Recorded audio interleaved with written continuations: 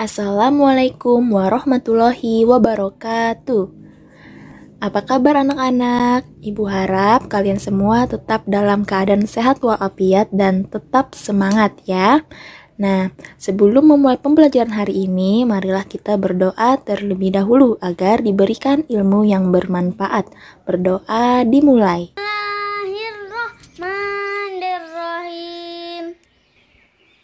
Raditu billahi rabba wa bil islami dina wa bi muhammadin nabiyya wa rasula.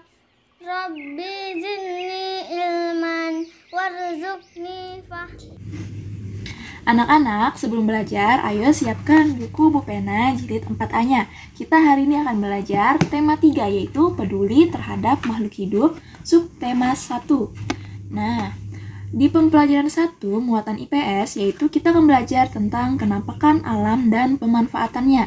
Wah, lihat nih, di sini ada gambar apa aja?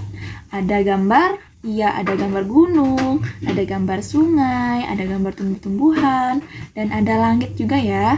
Nah, jadi ini semua adalah kenampakan alam yang ada di bumi. Nah, kita bisa melihat gunung, ada sungai. Nah, terus manfaatnya apa? Nah, kita akan mempelajarinya pada subtema ini, subtema 1 ya. Nah, yang pertama, kenampakan alam yang ada di bumi yaitu dataran tinggi. Nah, dataran tinggi seperti ada pada gambar. Dataran tinggi adalah permukaan bumi yang ketinggiannya lebih dari 200 meter di atas permukaan laut. Nah, jadi dia lebih tinggi ya. Nah, biasanya dataran tinggi ini sangat cocok dimanfaatkan sebagai lahan perkebunan, peternakan, tempat rekreasi. Karena di sana cuacanya udaranya yang sejuk sehingga cocok untuk peternakan dan lahan perkebunan. Kemudian tempat rekreasi karena pemandangannya yang indah. Nah, di sana biasanya penduduk yang tinggal di dataran tinggi bekerja sebagai petani dan peternak. Kemudian kenampakan alam selanjutnya. Oh, ini ada contoh. Contoh biasanya di dataran tinggi ada perkebunan teh. Nah, perkebunan teh itu banyak terdapat di dataran tinggi karena suhunya cocok untuk pertumbuhan teh. Karena udaranya yang sejuk ya. Nah, kemudian yang kedua, kenampakan alamnya yaitu dataran rendah. Kalau tadi dataran tinggi, dia lebih dari 200 meter. Kalau dataran rendah berarti dia ukurannya, ketinggiannya dari 0 sampai 200 meter. Jadi di bawah dari 200 meter ya. Nah, lahan pada dataran rendah itu biasanya dimanfaatkan untuk berbagai keperluan seperti pertanian, perkebunan, peternakan, perumahan, dan industri. Kita sendiri di sini tinggal di bagian dataran rendah ya. Nah, kalau di dataran rendah itu hasil pertaniannya yaitu padi. Padi ada di persawahan ya. Persawahan itu letaknya di dataran rendah. Nah, pertanian ini merupakan contoh pemanfaatan dataran rendah. Kemudian tebu. Nah, tebu ini kebunnya juga ditanam di dataran rendah. Nah, tebu ini seperti ini ya. Biasanya sekarang dijual menjadi es tebu yang rasanya manis dan kadang yang lebih utamanya tebu dimanfaatkan untuk membuat gula pasir. Nah, kemudian yang ketiga, kelapa sawit. Kelapa sawit juga ditanam di dataran rendah. Kelapa sawit digunakan untuk membuat atau menghasilkan minyak goreng. Nah, kemudian hasil peternakan di dataran rendah. Kalau tadi hasil perkebunannya, sekarang hasil peternakannya. Nah, ada kambing, ada ikan lele.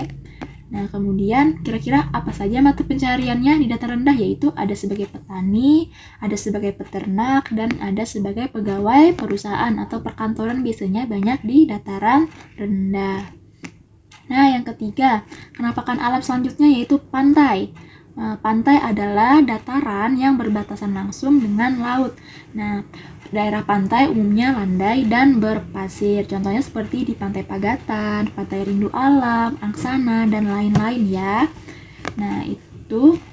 Nah, kira-kira apa saja pemanfaatan pantai? Yang pertama, untuk budidaya ikan laut atau udang, cumi-cumi, dan rumput laut. Nah, kemudian sebagai pertanian garam. Jadi garam itu dihasilkan dari air laut. Namun kalau di bagian pantai bisa dijadikan tempat pertanian garam untuk mengambil garam-garam. Nah, kemudian yang ketiga ada sebagai pelabuhan. Nah, pelabuhan. Kemudian mata pencariannya apa saja? Yaitu sebagai nelayan, peternak ikan, petani kelapa, petani garam, dan penjaga pantai. Nah, kemudian kita akan lanjut ke pembelajaran 5, ciri-ciri sumber daya alam.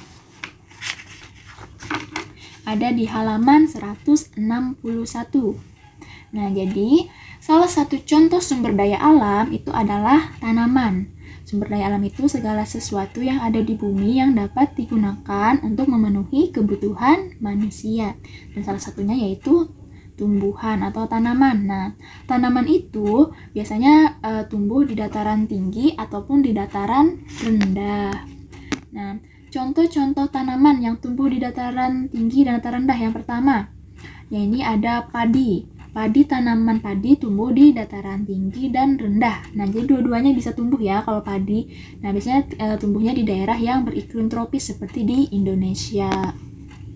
Nah, kalau di luar negeri kayak di bagian Eropa, bagian yang bule-bule sana, nah itu padi tidak bisa ditanam. Makanya di sana makanan pokoknya itu menggunakan gandum seperti roti-roti ya, yang berbeda dengan di tempat kita. Di tempat kita makanan pokoknya yaitu nasi karena kita bisa menanam padi.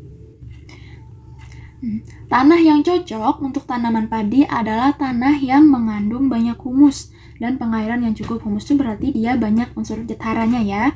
Nah, kemudian pada awal masa tanam, tanaman padi itu harus digenangi oleh air. Jadi tanahnya sudah basah. Kemudian tanaman padi harus ditanam di lahan yang terbuka karena membutuhkan cahaya matahari. Jadi itu matahari sangat penting ya untuk tanaman padi. Nah, kemudian padi juga dapat ditanam di tanah yang miring atau lereng. Nah, sawah bertingkat yang terdapat di lereng itu disebut dengan sengkedan. Nah, ini untuk padi yang ditanam di dataran tinggi, dibikin seperti ini ya. Kalau dataran tinggi, bentuk sengkedan itu seperti ini. Kalau yang di dataran rendah, itu namanya persawahan. Nah, seperti ini gambarnya ya. Nah, itu adalah tanaman padi. Sekarang tanaman teh. Tanaman teh biasa kita gunakan untuk minuman teh ya. Nah, jadi tanaman teh itu tumbuh di daerah tropis dan subtropis dengan curah hujan yang cukup tinggi. Nah, ini bentuk daun tehnya seperti ini ya. Nah, tanah yang cocok untuk tanaman teh adalah tanah yang mengandung humus. Nah, berarti sama dengan padi. Nah, berbeda dengan padi.